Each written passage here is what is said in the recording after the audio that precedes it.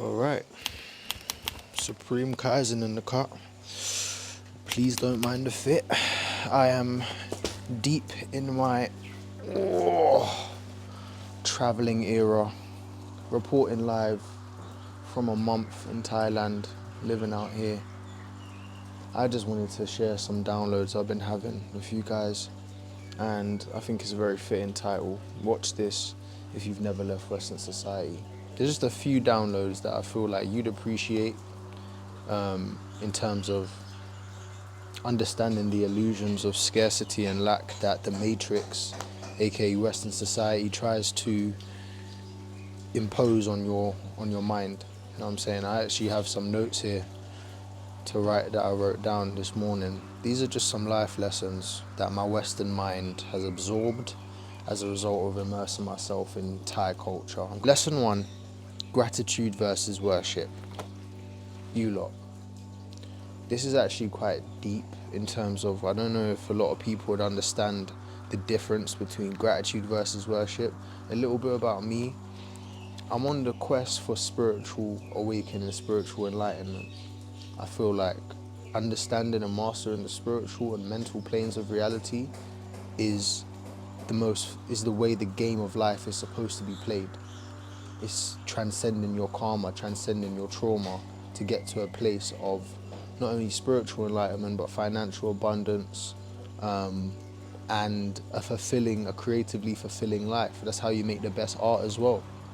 And gratitude versus worship is about how I've realized since being here that in the West, in the US, in the UK, there's a certain narrative drawn by the ego of lack. And when I say drawn by the ego, I'm talking about the fact that there's this all-pervasive sense of self, this sensation that the world is revolving around this idea of a you in the West. And in the East, like here in Thailand, it's a much more collectivist culture, and therefore we don't worship things. I say we like I'm part of this culture, but like they don't worship things here. They give gratitude, and there's a massive difference.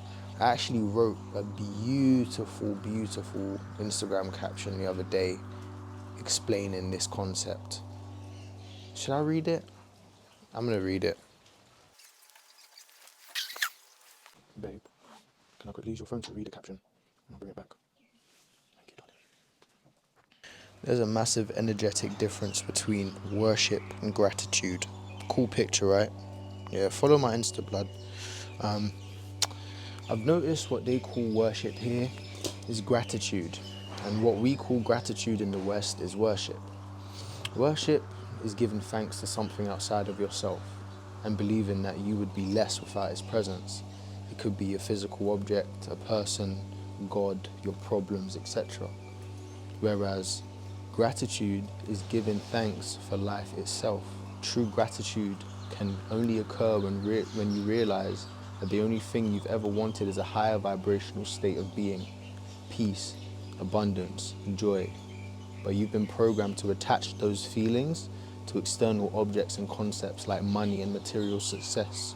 In my view, worshipping seems to be an insult to your soul and to the Creator itself. You are externalizing your power. Somewhere along the way you were led to believe that you're just a drop in a vast ocean, forced to look outside of yourself for meaning and strength. On the other hand, when you practice gratitude, you are seeing God in everything you experience. The good, the bad, the ugly, even the self. You give thanks to the divine by understanding that you're the entire ocean in a drop, a God particle experiencing itself through the human nervous system. Worship comes from lack and shame. Gratitude comes from internal abundance and love. This explains why the places of worship here in Thailand are so intricately designed. They are reflections of the soul's infinite intelligence and creativity, an expression of how beautiful life can be when you tap into the vibration of gratitude. Just my little opinion. So what do? Do you worship or give gratitude? That was just a mini little caption that I wrote after experiencing what felt like a spiritual awakening in one of the temples in Bangkok, because everything was just so intensely saturated with beauty and design and intention. It just made me deep, like, right, people here are tapped into something higher than thought. And thought is like the highest form of intelligence in the West. I think, therefore I am. That's truly what we believe as a society in the UK, in the US. And that realm of thought is so capped. It's still God, don't get me wrong. It's still God intelligence, but it's like 0.01% of what it could be. And that kind of brings me on to my next kind of point, kind of lesson, which is flow versus thinking. Bangkok's organized chaos, being in that, made me realize, bro, like, first of all, the scooters are mad there. Like, truly, basically, if you don't know, you can get like cabs by just basically jumping on the back of a bike here in Thailand, innit? You could literally just book a bolt for like 50 baht for a 10-minute drive, and 50 baht is like £1. You jump on the back of this dude's scooter, and he's just in and out of traffic, like literally this close to cars the whole time. And it's scary, it's nerve-wracking. But after a while you realize, like, these men are in a different realm of mind than me, because there's no road rage. The reason why I call it organized chaos is because it's like there's not as many, I don't think there's as many restrictions as there are in the UK. Everything's everywhere. There's no actual order to things, but yet it seems as though everyone's just working as one being on the road. Like, all the cars, all the scooters, everybody knows where each person is. There ain't no, like, I haven't even experienced any accidents or anything like that, even though I'm sure they occur. There's no road rage. There's no road rage. And to me, that is just, it reflects the collective here being connected to something higher, because they are, like, I think road rage is quite a animalistic, egotistical thing that we experience. Like, it's to do with our justice center. Like, we think, oh, how dare this guy cut me off, or how dare this person do that? Do you not have eyes? Can you not look? You don't deserve your license, blah blah blah.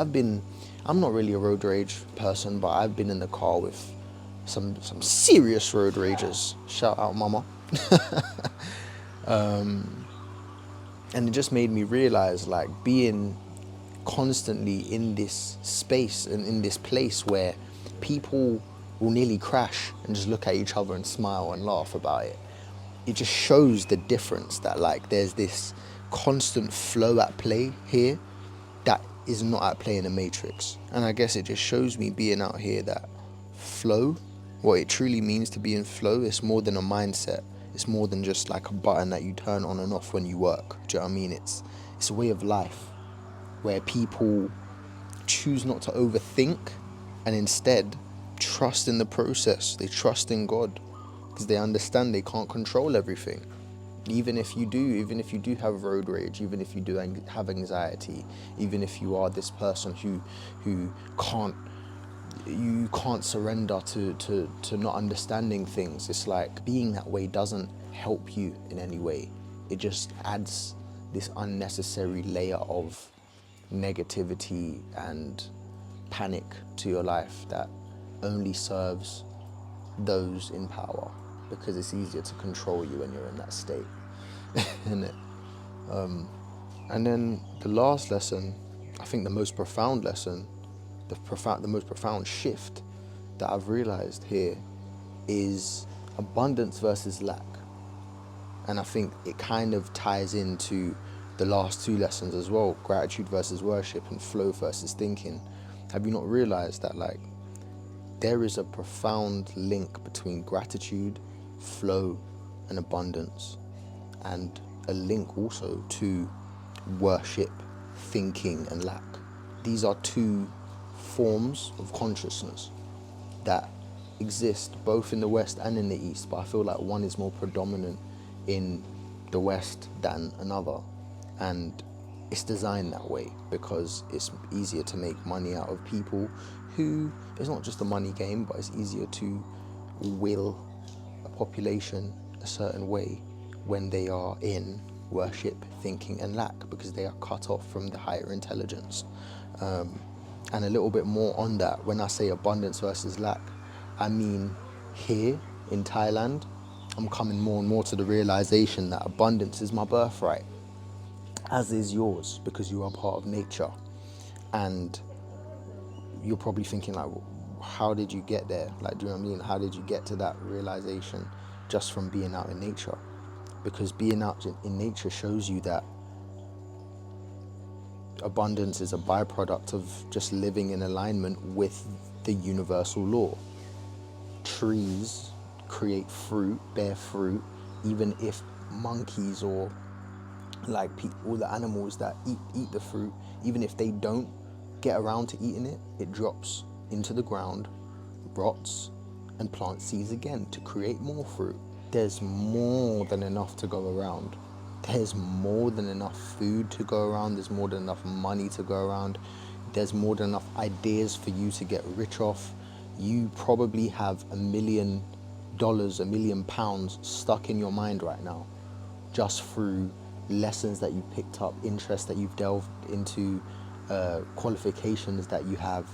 But because you don't know how to harness that, or because maybe you might have energetic blocks that make you see money in a certain way, like, don't get me wrong, I'm actually in a place right now where so many people, you'll hear so many people, it's all love and light, and there's no need for lack or hatred. I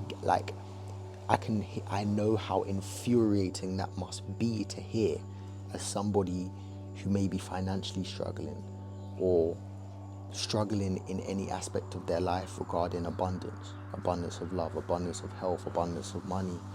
It seems like just a pretentious lie that rich people talk about, right? But don't you find that mad? How rich people want money the least and yet it comes to them, and broke people want money the most and it doesn't. It's even like when you were a kid and you really liked this person, like you really liked them, and the moment you stop liking them, that's when they pay attention to you. This is how the universe works. When you're desperate, the universe just gives you more things to be desperate and like want, instead of giving you, being in that that gratitude vibration, that having vibration. Do you know what I mean? Again, off topic. But yes, I'm talking to the people who may look at me crazy for saying abundance is your birthright. The truth is, there's no truth except what you accept as truth. And I'm on a mission of aligning myself to what is true in nature and therefore what's true in my DNA. Do you get what I mean? But you may still be operating under the lie of what you have been shown in life. And the reason I call it a lie is because I'm no stranger to the ghetto, bro. I'm saying in the UK, in the US, it seems as though, especially in places of low income housing, I grew up on a council estate. It seems like lack is the law of the universe. You know what I'm saying? You get how you live, you hustle. I grew up with watching my mum hustle.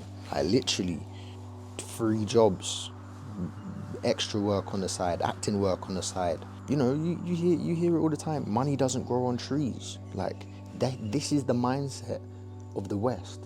Money doesn't grow on trees, and you're probably hearing that and thinking, well, money doesn't grow on trees.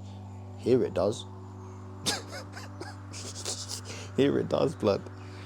Like, people literally make their bread by waking up in the morning, picking their fruit off the trees every day, going to the local market and selling it. Do you know what I'm saying? Easy, simple. In the UK, where you get hay fever, you know why you get hay fever, right?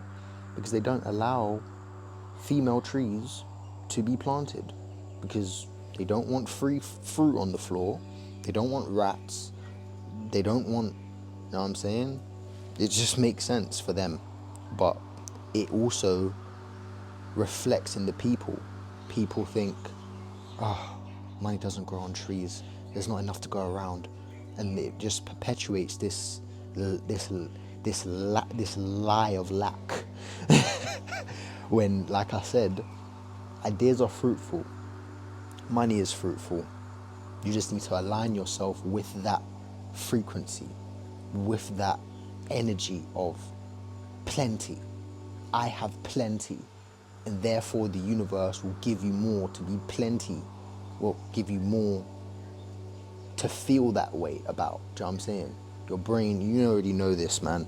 Your brain gives you more evidence of the beliefs you already hold. If you want an example of this abundance versus lack mindset, look no further than your boy right here.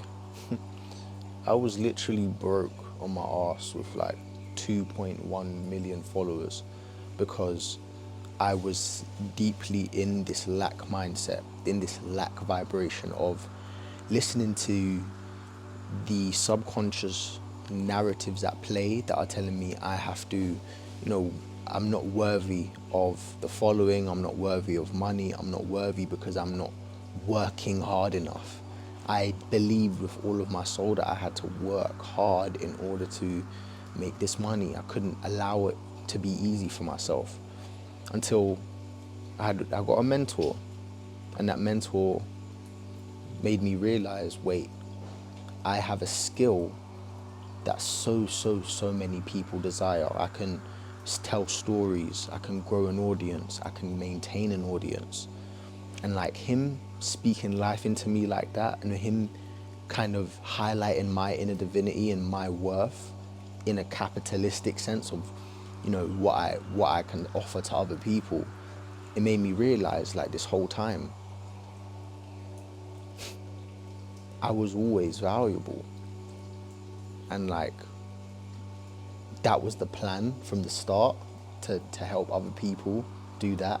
But it's kind of like my subconscious mind made me forget that and made me stay in a reality that was familiar, that was comfortable, where I could smoke my weed all the time, make videos, but videos that made no money. It's really good, like really good production wise and whatever. But maintain, like, to make sure you stay small. Make sure you don't get too big.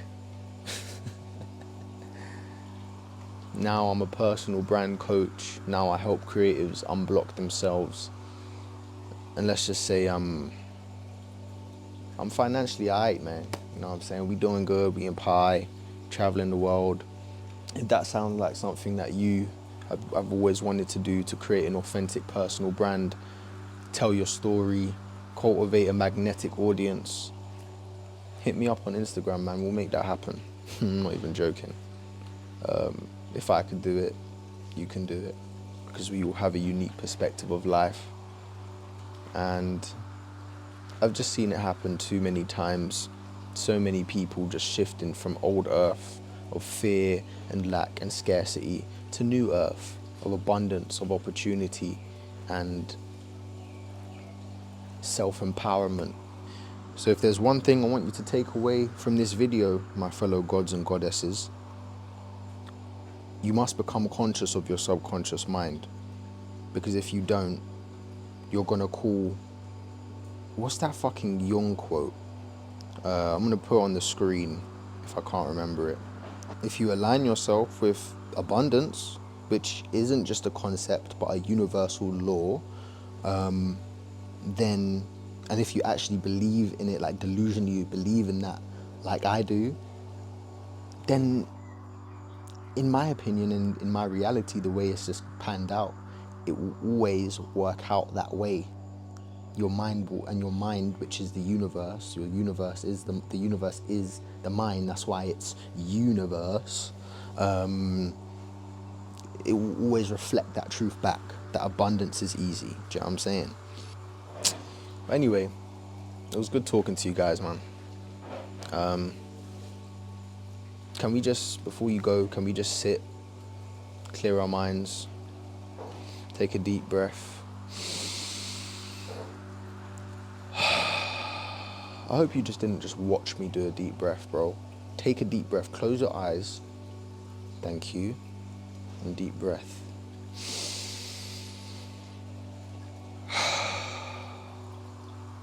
Thank you. keep your eyes closed. Just check in on your inner world, man. Check in on yourself. I'm here to make sure that we're consciously online and not chronically online. You know what I mean? That's the only way we get gems from this internet. That's the only way we create on the internet as well. Anyway, guys, it's been real. It's been your boy Supreme Kai, aka not Supreme Kai, Supreme Kaizen, J Kaizen, Junaid in the cut. It's a rainy day here in Pi, so I'm just probably gonna cut up this YouTube video and chill, man. Just chill. Life is such a movie. It's my movie and yours. Oh.